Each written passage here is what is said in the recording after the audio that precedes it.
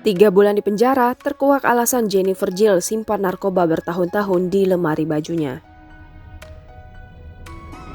Sidang kasus penyalahgunaan narkoba Jennifer Jill kembali digelar pada Selasa 18 Mei 2021. Diketahui istri Ajun Perwira ditahan sejak Februari 2021 ketika polisi menemukan barang bukti narkotika. Meski hasil tes urin negatif, namun hasil tes rambut Jennifer Jill terbukti positif narkoba jenis sabu. Sebelumnya Jennifer Jill telah melakukan tes rambut di Puslap 4 Sentul Bogor pada Kamis 18 Februari 2021. 3 bulan berjalan terungkap fakta baru tentang kasus narkoba Jennifer Jill yang ramai menjadi sorotan.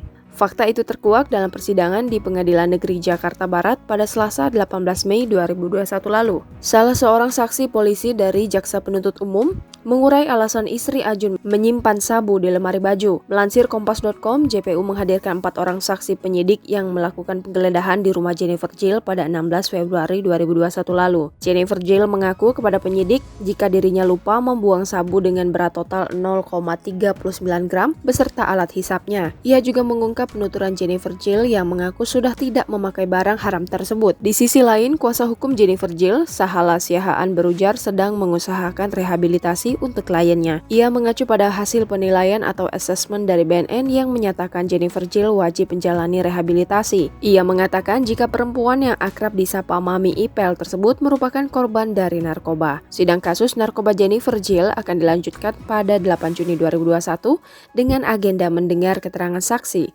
Diketahui polisi menangkap Jennifer Jill bersama Ajun dan putranya Pilo di rumahnya di kawasan perumahan elit Ancol, Jakarta Utara pada Selasa 16 Juli 2021. Dalam penangkapan itu, polisi menemukan barang bukti narkoba jenis sabu seberat 0,39 gram beserta alat hisap. Ketiganya kemudian menjalani tes urin dan dinyatakan negatif.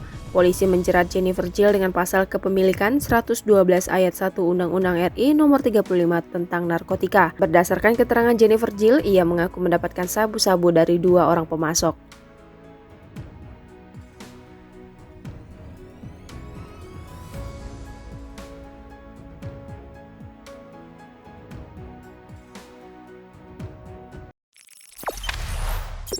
Jangan lupa subscribe, share, komen, dan like ya.